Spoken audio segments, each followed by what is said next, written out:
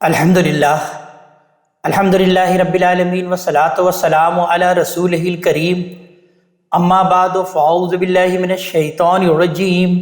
بسم اللہ الرحمن الرحیم یا ایہا المزمل قم اللیل الا قلیلا نصفہ او انقص منہ قلیلا او زد علیہ ورتل القرآن ترتیلا صدق اللہ العظیم۔ رب اشرح لی صدری ویسر لی امری واحلل عقدۃ من لسانی یفقہوا قولی۔ اللہ تبارک تعالیٰ کے بابرکت نام سے آج ہم قرآن حکیم کی 73ویں سورت نمبر 73 المزمل کے متعلق آغاز کر رہے ہیں۔ یہ سورت سورہ مزمل اور پھر اس سے اگلی سورت سورہ مدثر، یہ دونوں اپنے مضمون کے لحاظ سے جوڑا ہیں، اس اعتبار سے کہ سورہ مزمل میں نبی کریم صلی اللہ علیہ وآلہ وسلم کو جس بڑی ذمہ داری کا بوجھ اٹھانے کی تیاریوں کی ہدایت کی گئی ہے، تو دوسری صورت میں آپ کے لیے اس ذمہ داری کی وضاحت کی گئی ہے کہ انذار کے بعد اب آپ اپنی قوم کو انذار عام کے لیے اٹھ کھڑے ہوں۔ اور پھر اگر غور کیا جائے تو دونوں صورتوں میں خطاب نبی کریم صلی اللہ علیہ وآلہ وسلم سے تو ہے ہی، لیکن ساتھ ساتھ آپ کے مخاطب قریش کے سرداروں سے بھی، اور ان کے مضمون سے واضح ہے کہ یہ مکے میں نبی کریم صلی اللہ علیہ وسلم کی دعوت کے مرحلہ انذار عام کا آغاز در حقیقت انہی دونوں صورتوں سے ہوا ہے۔ یعنی نبیوں کی دعوت یا رسولوں کی دعوت کے ضمن میں یہ بات ہم جان چکے ہیں کہ نبی کی دعوت کا جو پہلا مرحلہ ہے وہ انذار ہوتا ہے، جس میں وہ اپنے قریبی لوگوں کو اور اپنے دوست احباب کو وہ دعوت دیتا ہے، انہیں خبردار کرتا ہے، اور اس کی دعوت کا جو دوسرا مرحلہ ہے وہ انذار عام کا ہے۔ تو انذار عام کے مرحلے کا آغاز در حقیقت اسی سورہ مزمل اور سورہ مدثر سے ہوتا ہے۔ سورہ مزمل کا موضوع اگر غور کیا جائے، جیسا کہ میں نے عرض بھی کیا کہ قوم کے رد عمل پر غم کی حالات سے نکل کر نبی کریم صلی اللہ علیہ وسلم کو ایک بڑی ذمہ داری کا بوجھ اٹھانے کے لیے تیاریوں کی ہدایت ہے، اور قریش کے لیڈروں کو وارن کرنا ہے کہ ان کی مہلت اب تھوڑی رہ گئی ہے، وہ اگر اپنے رویوں کی اصلاح نہیں کرتے تو اس کے نتائج بھگتنے کے لیے پھر وہ تیار رہیں۔ آئیے اس مختصر سی تمہید کے بعد اب ہم مطالعے کا آغاز کرتے ہیں۔ ارشاد ہوتا ہے بسم اللہ الرحمن الرحیم یا ایھا المزمل، اے مزمل، اے اوڑھ لپیٹ کر بیٹھنے والے۔ لفظ جو مزمل آیا ہے یہ در حقیقت اس حالت کی تصویر ہے جو اپنی دعوت کے جواب میں قوم کا رد عمل دیکھ کر اس زمانے میں نبی کریم صلی اللہ علیہ وسلم پر طاری رہتی تھی۔ اس طرح کی ذہنی کیفیت میں آدمی کو در حقیقت سب سے بڑی غمگسار اپنی چادر ہی محسوس ہوتی ہے، لہٰذا آپ صلی اللہ علیہ وسلم اسے ہی لپیٹ کر اٹھتے تھے اور اسی میں لپیٹ کر چلتے رہے، اور اسی میں چھپ کر اپنے ماحول سے کنارہ کش رہتے اور اپنے باطن میں غوط ازن ہو جاتے۔ یہ حالت بالعموم ایسے شخص کی ہوتی ہے جو سامنے کے حالات سے فکر مند اور گرد و پیش کے لوگوں کے رویے سے بددل ہو گیا ہو۔ تو نبی کریم صلی اللہ علیہ وسلم لوگوں کو ایک ایسے عذاب سے ڈرا رہے تھے جو ان کے سروں پر منڈلا رہا تھا، لیکن لوگوں کی بے رخی اور بیزاری کا یہ حال تھا کہ بات سننا تو درکنار، الٹے منہ نوچنے کو دوڑتے اور آپ کی بے قراری اور ہمدردی کو وہ پاگل پن اور جنون قرار دیتے۔ ایسے حالت میں آپ کا متفکر اور مغموم رہنا ایک فطری امر تھا، اور فکر اور غم کے حالات میں آدمی کی چادر اس کی بہترین غمگسار ہوتی ہے۔ وہ اس میں لپیٹ کر جب چاہتا ہے دنیا والوں سے منقطع ہو جاتا ہے اور خالق سے مل جاتا ہے۔ یہ بات بھی یہاں پر ملحوظ رہے کہ چادر در حقیقت اہل عرب کے لباس کا ایک نہایت اہم جز بھی تھی، اور نبی کریم صلی اللہ علیہ وسلم اپنے ساتھ چادر ہمیشہ رکھتے بھی تھے۔ آگے آیت نمبر 2 میں ارشاد ہوا کہ قم اللیل الا قلیلا، کہ رات کو کھڑے رہیں مگر تھوڑا۔ رات سے مراد یہاں پر در حقیقت رات کا آخری نصف ہے، جس میں آدمی کچھ سو کر اٹھتا ہے۔ قرآن نے آگے کی آیت میں اس کی وضاحت کر دی کہ اس وقت کا اٹھنا ایک کٹھن کام ہے، اس میں دیر سویر کا امکان بھی ہوتا ہے، اس وجہ سے وقت کے معاملے میں اللہ تبارک تعالیٰ نے اس میں وسعت رکھی ہے۔ پھر آگے اس رات کی مقدار کا بھی تذکرہ کیا کہ نصفہ او انقص منہ قلیلا، کہ آدھی رات یا اس سے کچھ کم کر لیں، او زد علیہ، یا اس پر کچھ بڑھا دیں۔ اور اس میں کیا کریں، ورتل القرآن ترتیلا، اور اس میں قرآن کو ترتیل کے ساتھ ٹھہر ٹھہر کر پڑھیں، یعنی اس میں جو آپ نماز پڑھیں اس نماز میں در حقیقت قرآن ہی پڑھیں اور قرآن کو ٹھہر ٹھہر کر ترتیل کے ساتھ پڑھیں۔ روایتیں سے ہمیں معلوم ہوتا ہے کہ نبی کریم صلی اللہ علیہ وسلم اس میں طویل قرات کیا کرتے تھے اور لحن سے پڑھتے تھے اور ہر آیت پر ٹھہرتے، غضب کے موقع پر اللہ کی پناہ مانگتے تھے اور رحمت کی آیتوں پر اللہ تبارک تعالیٰ کا شکر ادا کرتے تھے، اور آیت میں سجدے کا حکم ہوتا تو فوراً سجدہ ریز ہو جاتے تھے۔ پھر اگلی آیت نمبر 5 میں آپ نبی کریم صلی اللہ علیہ وسلم کو اب وہ حکم دیا جا رہا ہے جس کا میں نے شروع میں تذکرہ کیا کہ اِنَّا سَنُلْقِي عَلَيْكَ قَوْلًا ثَقِيلًا، کہ بے شک عنقریب ایک بھاری بات کا بوجھ ہم آپ پر ڈال دیں گے، یعنی اپنی قوم کو انذار عام کا بوجھ۔ اسے بھاری بات کے بوجھ سے اس لیے تعبیر کیا ہے کہ اسی انذار عام سے بعد میں ہجرت اور برات اور جہاد اور قتال کے وہ مراحل بھی سامنے آئے جن کی شدت سے نبی کریم صلی اللہ علیہ وآلہ وسلم اور آپ کے صحابہ کی سیرت اور سوانح کا ہر طالب علم اچھی طرح واقف ہے۔ پھر بیان ہوا کہ رات کا قیام یہ کیوں آپ پر لازم قرار دیا کہ اِنَّا نَاشِئَةَ اللَّيْلِ هِيَ أَشَدُّ وَطْئًا وَأَقْوَمُ قِيلًا، کہ رات کا یہ اٹھنا در حقیقت دل کی جمعیت اور بات کی درستی کے لیے بہت موزوں ہے۔ اس وقت اٹھنا اگرچہ اس اعتبار سے ایک مشکل کام ہے کہ اس وقت کی نیند بہت محبوب ہوتی ہے، لیکن اس امتحان میں انسان اگر کامیاب ہو جائے تو اللہ تعالیٰ کی یاد اس کی کتاب کے سمجھنے کے لیے اس سے زیادہ بابرکت وقت اور کوئی نہیں ہوتا۔ اللہ تبارک تعالیٰ جس کو اس گھڑی میں بستر سے اٹھنے کی توفیق دیتا ہے، اول تو اس کو اپنے نفس کی خواہشوں پر غلبہ پانے کی ایسی قوت حاصل ہو جاتی ہے جو اس کے لیے اصلاح نفس کی راہ میں فتوحات کے بے شمار دروازے کھول دیتی ہے۔ اور دوسری بات یہ کہ اللہ تعالیٰ نے جو رات اور دن کو وجود میں لانے والا ہے، اس وقت کو اپنی رحمتوں کے نزول کے لیے مخصوص فرمایا ہے، جن کے دروازے اس کے ان بندوں کے لیے کھلتے ہیں جو اس کی قدر و قیمت پہچانتے ہیں اور اس وقت اس کے دروازے پر سائل بن کر حاضر ہو جاتے ہیں۔ تو اللہ تبارک تعالیٰ بیان فرماتا ہے کہ کوئی ہے جو مجھ سے سوال کرے میں اس کو جواب دوں، کوئی ہے جو مجھ سے مغفرت طلب کرے میں اس کے گناہوں کو معاف کروں۔ اس کے علاوہ یہ وقت بات کو سمجھنے اور سمجھانے کے لیے بہت موزوں ہے۔ اس سے معلوم ہوا کہ در حقیقت تہجد کی نماز میں تلاوت قرآن جہاں اپنی تہذیب نفس کے لیے ضروری ہے، وہاں سننے والوں کے دلوں کو زندہ کر دینے کے لیے بھی ایک ندائے غیب کی حیثیت رکھتی ہے۔ پھر آیت نمبر 7 میں بیان ہوا کہ اِنَّ لَكَ فِي النَّهَارِ صَبْحًا طَوِيلًا، کہ بے شک دن میں تو اس کام کی وجہ سے آپ کو بہت مصروفیت رہے گی، تو لہٰذا یہ مناسب وقت ہے اس وقت پڑھیں اور وَاذْكُرِ اسْمَ رَبِّكَ، اور اپنے رب کے نام کا ذکر کریں۔ اور پھر بیان ہوا کہ رات کی اس تنہائی میں وَتَبَتَّلْ إِلَيَّ تَبْتِيلًا، اور سب سے ٹوٹ کر اسی کے ہو کر رہیں، یعنی ہر چیز سے بے تعلق ہو کر اسی سے لو لگائیں اور یہ وقت اسی کی یاد میں بسر کریں۔ اس سے اندازہ کیا جا سکتا ہے کہ دعوت دین کی جد و جہد میں صبر اور ثبات کے لیے تہجد کی نماز، اس میں قرآن کی تلاوت اور ذکر الہی کی در حقیقت کیا اہمیت ہے۔ اور پھر بیان ہوا کہ رب المشرق والمغرب، وہ اللہ تبارک تعالیٰ تو مشرق اور مغرب کا رب ہے، مالک ہے، لا الہ الا ہوا فاتخذہ وکیلا، اس کے سوا کوئی الہ نہیں ہے، اسی لیے اسی کو اپنا آپ کارساز بنائیں۔ وَاصْبِرْ عَلَىٰ مَا يَقُولُونَ، اور یہ جو کچھ کہتے ہیں اس پر آپ صبر کریں۔ وَاهْجُرْهُمْ هَجْرًا جَمِيلًا، اور ان سے نہایت بھلے طریقے سے صرف نظر کریں، یعنی ان کی زیادتیوں کو نظر انداز کریں۔ ہو سکتا ہے کہ آپ کا یہی رویہ، یہی صرف نظر کرنے والا رویہ ان کے رویے میں تبدیلی کا باعث بن جائے۔ اور پھر اللہ تعالیٰ ارشاد فرما رہے ہیں نبی کریم صلی اللہ علیہ وسلم کو مخاطب کر کے کہ وَذَرْنِي وَالْمُكَذِّبِينَ أُولِي النَّعْمَةِ، اور ان جھٹلانے والوں اور ان اہل نعمت کا خاص تذکرہ کیا گیا ہے کہ ان اہل نعمت کا معاملہ مجھ پر چھوڑ دیں، یعنی جھٹلانے والوں کی یہ صفت اہل نعمت ان کے در حقیقت جھٹلانے کا سبب بتانے کے لیے آئی ہے، یعنی اللہ کی بخشی ہوئی نعمتیں ان کے لیے تمرد، غرور اور سرکشی کا باعث بنی ہیں، اور وہ اپنے رب کے شکر گزار بننے کے بجائے اس کے حریف بن کر اٹھ کھڑے ہوئے ہیں۔ اور پھر بیان ہوا کہ وَمَهِّلْهُمْ قَلِيلًا، اور ان کو بس ذرا سی مہلت دیں، یعنی آپ الگ ہو کر بیٹھے اور مجھے تنہا ان سرکشوں سے نمٹنے دیں پھر دیکھیں گے ان کا حشر کیا ہوتا ہے۔ اس میں در حقیقت یہ اشارہ بھی ہے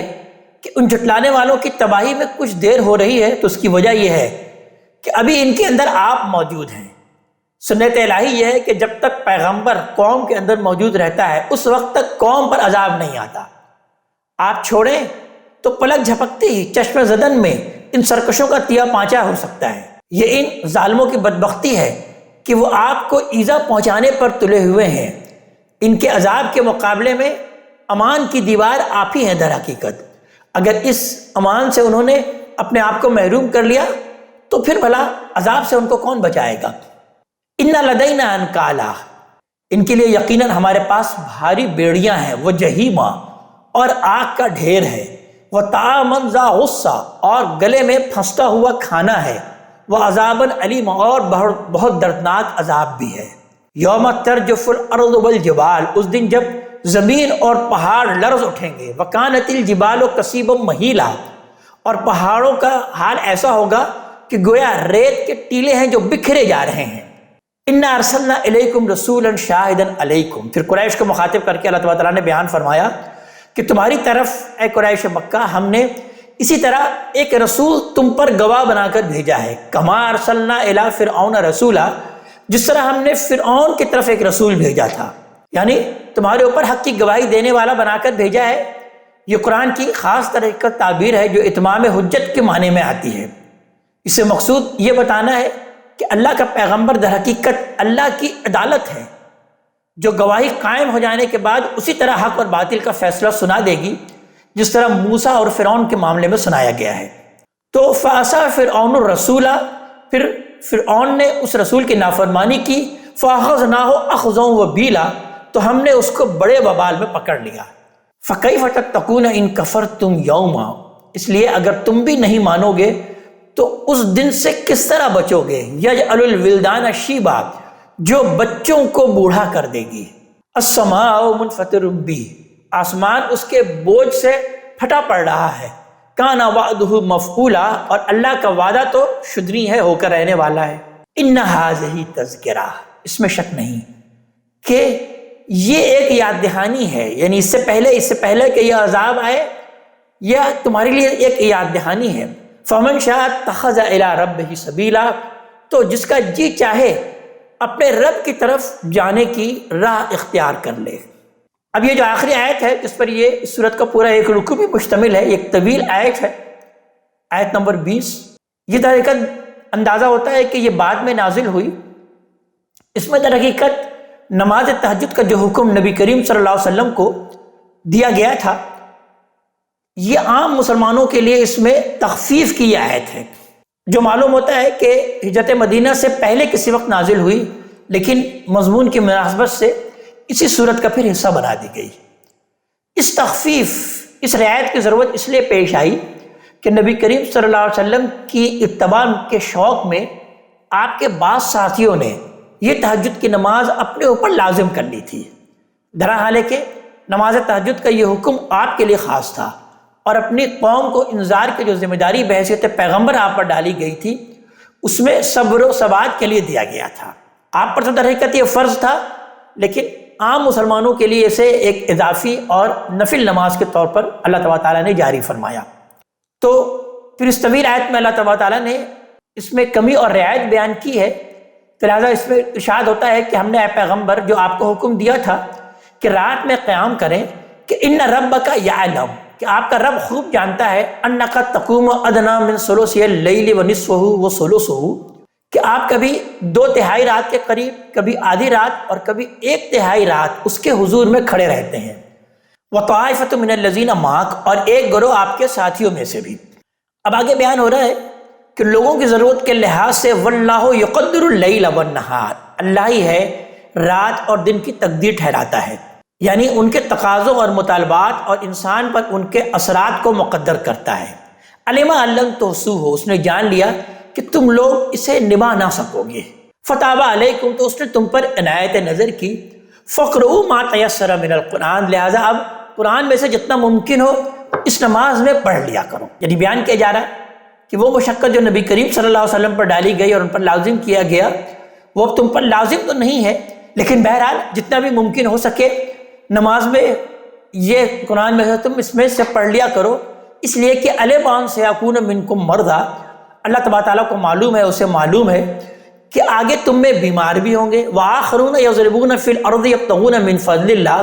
اور کچھ دوسرے وہ بھی جو اللہ کے فضل کی تلاش میں سفر کریں گے، وآخرون یقاتلون فی سبیل اللہ، اور کچھ دوسرے جو اللہ کی راہ میں جہاد کے لیے اٹھیں گے، فقرؤوا ما تیسر منہ، اس لیے جتنا ممکن ہو اس میں سے پڑھ لیا کرو، لیکن اپنے شب و روز میں واقیموا الصلاۃ وآتوا الزکاۃ، نماز کا اہتمام رکھو اور زکوٰۃ دیتے رہو، یعنی یہ تم پر لازم کیا گیا، تم پر اصل فرض یہ ہے، اگرچہ وہ نفل ہے لیکن اس میں جتنا بھی میسر ہو سکے تم اس کا اہتمام کر لو۔ وَأَقْرِضُوا اللَّهَ قَرْضًا حَسَنًا، اور دین و ملت کی ضرورتوں کے لیے اللہ کو قرض دو، اچھا قرض۔ وَمَا تُقَدِّمُوا لِأَنفُسِكُم مِّن خَيْرٍ، اور یاد رکھو جو کچھ بھلائی تم اپنے لیے آگے بھیجو گے، تجدوہ عند اللہ ہوا خیر وأعظم اجرا، اسے اللہ کے ہاں اس سے بہتر اور ثواب میں برتر پاؤ گے۔ واستغفر اللہ، اللہ سے معافی مانگتے رہو، ان اللہ غفور الرحیم، کہ بے شک اللہ تبارک تعالیٰ تو بہت بخشنے والا ہے اور انتہائی رحم کرنے والا ہے۔ اب آئیے اگلی صورت سورہ مدثر کی طرف۔ یہ صورت جیسا کہ عرض کیا جا چکا ہے سورہ مزمل کا جوڑا ہے، دونوں کے عمود میں کوئی خاص فرق نہیں ہے، نام بھی دونوں کا بالکل ہم معنی ہے، اور سورہ مزمل میں نبی کریم صلی اللہ علیہ وسلم کو جس قول ثقیل انا سنلقی علیک قولا ثقیلا اس کے تحمل کی تیاری کرنے کی ہدایت کی گئی تھی، اس صورت میں اس کا واضح الفاظ میں اظہار کر دیا گیا کہ آپ کمر بستہ ہو کر لوگوں کو انذار کریں، مخالفتوں کو علی الرغم اپنے موقف حق پر ڈٹے رہیں، دشمنوں کے معاملوں کو اللہ تبارک تعالیٰ پر چھوڑ دیں، اور اس امر کو ہمیشہ ملحوظ رکھیں کہ آپ کا فریضہ اس قرآن کے ذریعے سے لوگوں کو صرف یاد دہانی کر دینا ہے، ہر ایک کے دل میں اس کو اتار دینا آپ کی ذمہ داری نہیں ہے۔ اس کو قبول تو وہی کریں گے جو سنت الہی کے مطابق اس کے قبول کرنے کے اہل ہوں گے، جو اس کے اہل نہیں ہیں وہ اس سے بیزار ہی رہیں گے، خواہ ان کی ہدایت کے لیے آپ کتنے ہی جتن کریں۔ آئیے مطالعے کا آغاز کرتے ہیں، بسم اللہ الرحمن الرحیم۔ یا ایھا المدثر، اے اوڑھ لپیٹ کر بیٹھنے والے، یہ در حقیقت اس حالت کی تصویر ہے جس کا ذکر ابھی ہم سورہ مزمل میں کر چکے، اور ہمارے سامنے یہ بات آ بھی چکی کہ مدثر اور مزمل یہ دونوں ہم معنی الفاظ ہیں۔ لفظ مدثر دثار سے بنا ہے، یہ اصل میں اس چادر کو کہتے ہیں جو سونے کے لیے اوڑھ لی جاتی ہے۔ پھر آپ کو حکم ہوا کہ قم فانذر، اٹھیں اور انذار عام کے لیے کھڑے ہو جائیں، یہ اس ذمہ داری کا بیان ہے در حقیقت جس کی طرف ابھی میں نے عرض کیا کہ انا سنلقی علیک قولا ثقیلا کے الفاظ میں اشارہ فرمایا ہے۔ مکہ اور طائف کے سرداروں کے کانوں میں توحید کی اذان دینا، اور وہ بھی اس دعوے کے ساتھ کہ آپ اللہ کے رسول ہو کر آئے ہیں، اگر انہوں نے آپ کے انذار کی تکذیب کی تو اس کے عذاب کی زد میں آپ آ جائیں گے۔ یہ کوئی آسان کام نہیں تھا، اس بھاری ذمہ داری سے آپ کا ہراسمنٹ محسوس کرنا ایک در حقیقت فطری امر تھا، لہذا ابتداً آپ نے اپنے کام کو اپنے خاص خاندان والوں ہی تک محدود رکھا، اور ان پر بھی نہایت احتیاط کے ساتھ صرف اپنے بعض مشاہدات اور تجربات کا اظہار فرما کر ان کا رد عمل معلوم کرنا چاہا، جو نہایت پھر مخالفانہ صورت میں سامنے آیا۔ لہذا اس دور میں آپ پر نہایت شدید فکر مندی کی حالت طاری رہی، جس کی تصویر مزمل اور مدثر کے الفاظ سے ہمارے سامنے آتی ہے۔ لیکن اللہ تعالیٰ نے جس مقصد کے لیے آپ کو مبعوث فرمایا تھا وہ تو ہو نہیں تھا، لہذا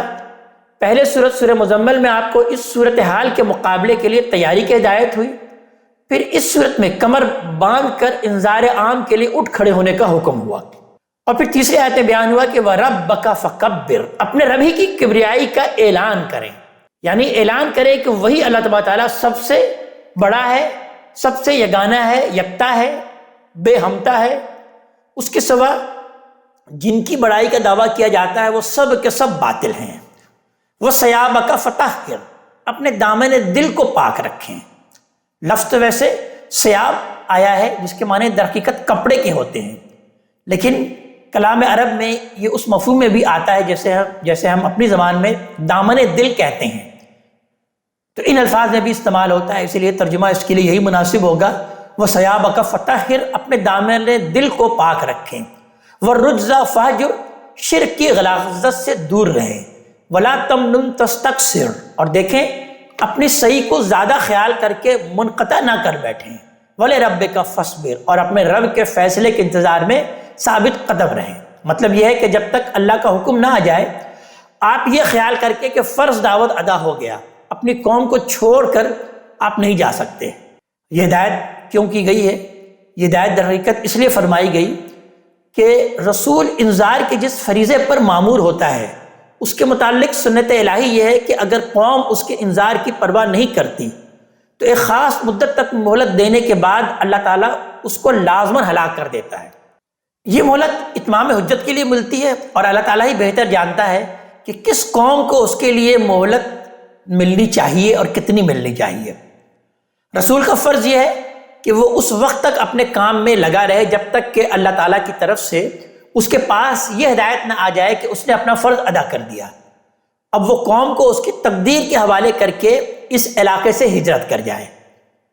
اگر رسول بطور خود یہ گمان کر کے قوم کو چھوڑ کر ہجرت کر جائے کہ اس نے اپنا فرض تو ادا کر دیا، تو اندیشہ ہے کہ حالات کا اندازہ کرنے میں اس سے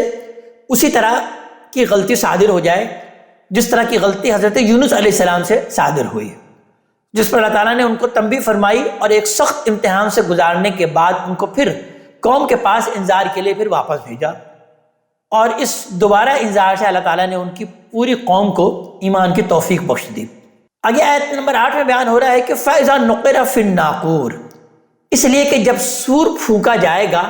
فَذَلِكَ يَوْمَئِذٍ يَوْمٌ عَسِيرٌ، تو وہ دن بڑا ہی سخت دن ہوگا، عَلَى الْكَافِرِينَ غَيْرُ يَسِيرٌ، ان منکروں کے لیے یہ آسان نہیں ہوگا۔ ذرنی ومن خلقت وحیدا، چھوڑ دے مجھے بھی اور اس کو جسے میں نے اکیلا پیدا کیا۔ یہ قریش کے لیڈروں کو نہایت تند اور تیز لہجے میں تنبیہ ہے، جو اپنی خوشحالی کو اپنے عقیدہ اور عمل کی صحت اور خدا کے منظور نظر ہونے کی دلیل سمجھتے تھے۔ اس لیے جو حرف من یہاں پر استعمال ہوا ہے وہ اصل میں واحد اور جمع دونوں کے لیے آتا ہے، اور اس کے لیے ضمیریں بھی دونوں ہی طرح آ سکتی ہیں۔ اس سے کوئی خاص شخص مراد نہیں ہے، جیسا کہ بعض لوگوں نے یہ سمجھا ہے۔ وَجَعَلْتُ لَهُ مَالًا مَمْدُودًا، اور جگہ جگہ پھیلا ہوا بہت فراواں مال اس کو بخشا، یعنی ہر شخص کی طرح ماں کے پیٹ سے تنہا پیدا ہوا، لیکن ہم نے ایسا پھیلا ہوا مال اسے عطا فرمایا کہ کہیں اس کے باغ ہیں، کہیں جانوروں کے گلے اور ریوڑ ہیں۔ وہ بنین شہودا، اور حاضر باش بیٹے، یعنی وہ بیٹے جو حاضر رہتے ہیں، ایسے بیٹے جو ہر موقع اور ہر مقام پر اس کے ساتھ کھڑے ہونے کے لیے تیار رہتے ہیں، اور اس کے لیے اللہ تبارک تعالیٰ نے لفظ در حقیقت شہود استعمال کیا۔ ہم جانتے ہیں کہ قبائلی زندگی میں خاندانی عصبیت اور جمعیت کو بڑی اہمیت حاصل رہتی ہے، مدافعت اور مقابلے کا تمام انحصار اسی پر ہوتا ہے۔ تو قوم اور قبیلے میں سرداری کا مقام اسی کو حاصل ہوتا جس کے بیٹے زیادہ اور کنبہ بڑا ہو، اور بیٹے ایسی صلاحیت اور قابلیت رکھنے والے ہوں کہ ہر ضرورت کے موقع پر باپ کے ساتھ شانہ بہ شانہ کھڑے ہو سکیں۔ تو لفظ شہود اسی پہلو کی طرف در حقیقت اشارہ کرتا ہے۔ وہ مہدت لہو تمہیدا، اور اس کے لیے عزت اور شرف کی راہ خوب ہموار کر دی۔ ثم یطمع ان ازیدا، پھر وہ توقع رکھتا ہے کہ جب اسے یہاں ملا ہے تو قیامت کے دن اس کے لیے میں اور زیادہ کر دوں گا اور زیادہ عطا کروں گا۔ کلا، ہرگز نہیں، انہ کان لآیاتنا عنیدا، وہ تو ہماری آیتوں کا دشمن نکلا۔ سأرہقہ صعودا، اس لیے کہ عنقریب میں اسے سخت چڑھائی چڑھاؤں گا۔ یعنی دنیا میں جب یہ خیر و صلاح کی راہ میں کوئی چڑھائی چڑھنے کے لیے تیار نہیں ہوا تو اس کی سزا کے طور پر اب میں دوزخ میں اسے ایک سخت چڑھائی چڑھاؤں گا۔ اب اس سے آگے کی جو آیت ہے وہ در حقیقت اس عناد کی، اس دشمنی کی تصویر ہے جس کا ذکر ہوا کہ انہ کان لآیاتنا عنیدا، وہ تو ہماری آیتوں کا دشمن نکلا۔ تو قرآن کے بارے میں جو اس کے پیروں نے جب اس کی رائے پوچھی تو اظہار رائے کا جو متکبرانہ انداز اس نے اختیار کیا وہ یہ تھا، یہ تصویر در حقیقت ایسی مکمل ہے کہ اس کے باطن کو گویا اس نے ممثل کر دیا۔ تو یہ تصویر اللہ تعالیٰ اب اس کی کھینچ رہے ہیں۔ تو یہاں بیان ہوا کہ انہ فکر وقدر، کہ اس نے سوچا اور بات بنائی۔ فقتل کیف قدر، تو اس پر خدا کی مار، اس نے کیا بات بنائی۔ ثم قتل کیف قدر، پھر اس پر خدا کی مار، اس نے کیا بات بنائی، ثم نظر، پھر ادھر ادھر دیکھا، ثم عبس وبصر، پھر تیوری چڑھائی اور منہ بنایا، ثم ادبر واستکبر، پھر پلٹا اور اکڑا، فقال ان ھذا الا سحر یؤثر، پھر بولا یہ محض زبان اور بیان کی جادوگری ہے، وہی جو پہلے سے چلی آ رہی ہے، یہ کوئی الہام نہیں ہے، ان ھذا الا قول البشر، یہ محض انسان کا کلام ہے، یعنی اس کے ساحرانہ اسلوب کو جتنی اہمیت چاہے دو، ہم اس کا انکار نہیں کریں گے، لیکن اسے آسمان پر نہ چڑھاؤ، یہ بہرحال انسانی کا کلام ہے، یعنی یہ ان کے الفاظ ہوتے تھے۔ سأصلیہ سقر، میں ان قریب اسے دوزخ میں ڈال دوں گا، وما ادراک ما سقر، اور تم کیا سمجھے کہ یہ سقر، یہ دوزخ کیا ہے، لا تبقی ولا تذر، وہ نہ ترس کھائے گی نہ چھوڑے گی، لواحۃ للبشر، چمڑی جھلس دینے والی ہوگی، علیہ 19، اس پر 19 مقرر ہوں گے، یعنی 19 فرشتے اس پر مقرر ہوں گے۔ اب اگلی آیت جو ایک طویل آیت ہے، یہ در حقیقت سورت کے تلاوت کے دوران میں مخاطبین کے رد عمل پر ایک برسرر موقع، ایک تنبیہ ہے، جو سلسلہ بیان کے بیچ میں بالکل اسی طرح آ گئی ہے جس طرح ایک جملہ مترجمہ کلام کے بیچ میں آ جاتا ہے۔ پچھلی آیت سے حرف عطف کے ساتھ اس کا اتصال دلیل ہے کہ یہ آیت پھر بعد میں نازل ہوئی، لیکن موضوع کی مناسبت سے اللہ تبارک تعالیٰ نے اس کو یہیں پر بیان کیا۔ تو ارشاد ہوتا ہے اس میں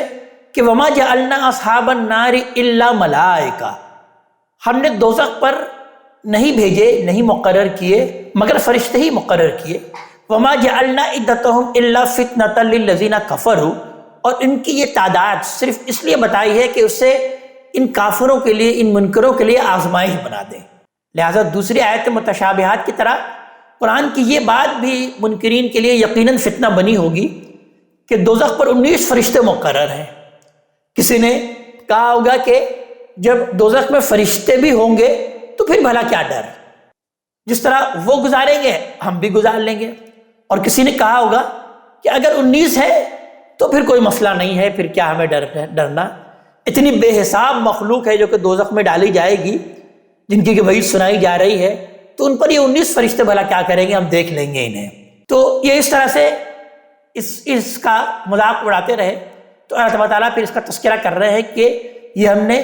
کیوں بیان کیا ہے کہ لیستیقن الذین اوتوا الکتاب، تاکہ اہل کتاب کو یقین حاصل ہو جائے، ویزداد الذین آمنوا ایمانا، اور تاکہ ایمان والوں کا ایمان بڑھے، ولا یرتاب الذین اوتوا الکتاب والمؤمنون، اور اہل کتاب اور مومنین دونوں کسی شک میں نہ رہیں، ولا یقول الذین فی قلوبہم مرض والکافرون ماذا اراد اللہ بہذا مثلا، اور اہل کتاب میں سے وہ لوگ جن کے دلوں میں حسد کا روگ ہے اور منکرین اس کا مذاق اڑائیں اور کہیں کہ اللہ نے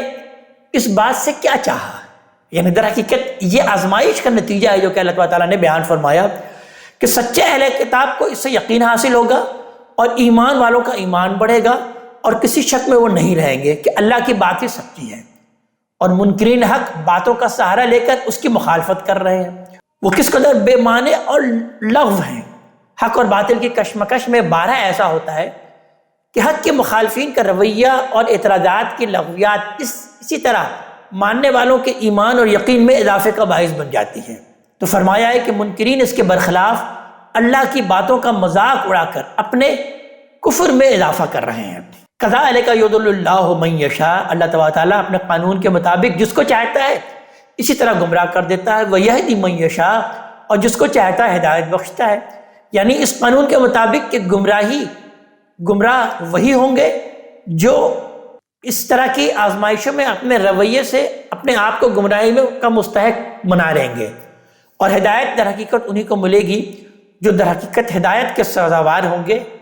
ہدایت کی راہ ڈھونڈنے والے ہوں گے، ہدایت کے طالب ہوں گے۔ تو آگے بیان ہوا کہ یہ علم کے معاملے میں اپنے کسی زوم میں نہ رہے۔ حقیقت یہ ہے کہ وما یعلم جنود ربک الا ہو، آپ کے رب کے لشکروں کو خود اس کے سوا کوئی نہیں جانتا۔ متشابہات کے بارے میں جس رویہ کا ذکر ہوا ہے ابھی، وہ بالعموم اسی غرور سے پیدا ہوتا ہے کہ جو بات ہمارے علم اور عقل کے حدود سے باہر ہے وہ درست بھلا کیسے ہو سکتی ہے۔ وما ہی الا ذکری للبشر، یہ سرگزشت تو بشر کے لیے، لوگوں کے لیے محض ایک یاد دہانی ہے، یعنی قیامت کی سرگزشت جو در حقیقت اس صورت میں سنائی جا رہی ہے۔ پھر در حقیقت قیامت کا ہی تذکرہ ہو رہا ہے آیت نمبر 32 میں کہ یہ قیامت یہ کوئی مذاق اڑانے والی اور جلدی مچانے کی چیز نہیں ہے۔ کلا والقمر، ہرگز نہیں، چاند گواہی دیتا ہے، واللیل اذا ادبر، اور رات بھی جب اس نے پیٹھ پھیر لی،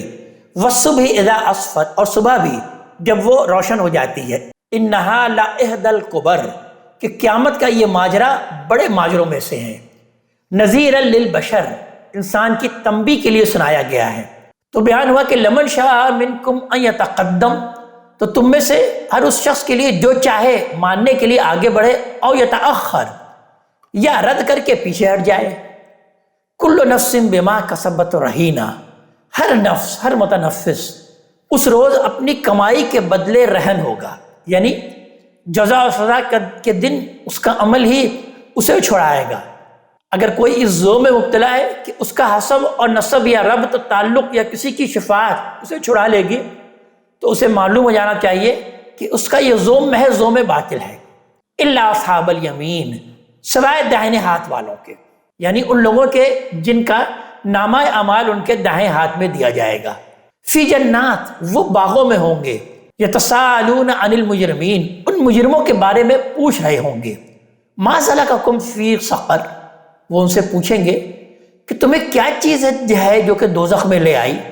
قالوا لم نک من المصلین، تو وہ اہل جہنم یہ کہیں گے کہ ہماری بدنصیبی کہ ہم نماز پڑھنے والے نہ تھے، ہم نمازی نہ تھے۔ ولم نک نطعم المسکین، ہم غریبوں کو کھانا نہیں کھلاتے تھے۔ وکننا نغوض مع الخائضین، اور کٹ حجتیاں کرنے والوں کے ساتھ ہم بھی کٹ حجتیاں کرتے تھے۔ وکننا نکذب بیوم الدین، اور بدلے کے دن کو جھٹلاتے تھے۔ آخرت کا یقین، نماز اور انفاق، یہی پورے دین کا در حقیقت خلاصہ ہے۔ قرآن کی روح سے دنیا میں اللہ کا بندہ بن کر رہنے کے لیے دو چیزوں کی ضرورت ہے۔ ایک یہ کہ خالق کے ساتھ انسان کا تعلق بالکل ٹھیک ٹھیک قائم رہے، دوسرے یہ کہ مخلوق کے ساتھ وہ صحیح طریقے سے جڑ جائے۔ تو پہلی چیز نماز سے حاصل ہوتی ہے جو اللہ تعالیٰ کے ساتھ محبت کا اولین مظہر ہے، اور دوسری چیز انفاق سے حاصل ہوتی ہے جو اس کے مخلوق کے ساتھ محبت کا اولین مظہر ہے۔ حتی اتانا الیقین، یہاں تک کہ یقین کی گھڑی آ گئی۔ فما تنفعہم شفاعت الشافعین، تب ان کے شفاعت کرنے والوں کی شفاعت ان کے کچھ کام نہ آئے گی۔ فما لہم عن التذکرۃ معرضین، تو انہیں کیا ہو گیا ہے کہ اس یاد دہانی سے منہ موڑ رہے ہیں۔ کأنہم حمر مستنفرہ، گویا کہ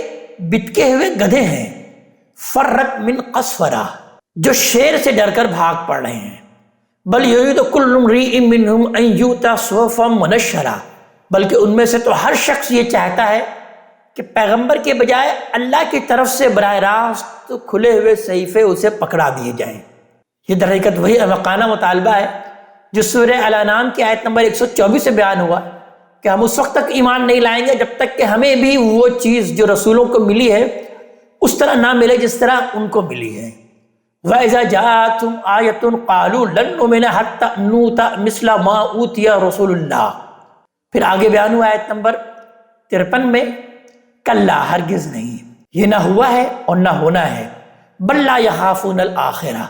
بلکہ حقیقت یہ ہے کہ یہ قیامت کا اندیشہ نہیں رکھتے۔ کلا، ہرگز نہیں، انہ تذکرہ، یہ تو ایک یاد دہانی ہے۔ فمن شاء ذکرہ، تو جس کا چیز چاہے اس سے نصیحت حاصل کرے۔ وما یذکرون الا ان یشاء اللہ، اور یہ کوئی نصیحت حاصل نہ کریں گے الا یہ کہ اللہ ہی اپنے قانون کے مطابق چاہے۔ تو جس کا جی چاہے اس سے نصیحت حاصل کرے۔ هو اہل التقوی، وہی ہے اہل تقوی، واہل المغفرہ، اور وہی اس کا مستحق ہے کہ اس کا رب اسے بخش دے۔ اس آیت پر سورہ مبارکہ اپنے اختتام کو پہنچتی ہے۔ اللہ تبارک تعالیٰ ہمیں اپنے کلام کا فہم عطا فرمائے اور عمل کی توفیق عطا فرمائے۔ اقول قولی ھذا واستغفر اللہ لی ولکم ولسائر المسلمین والمسلمات۔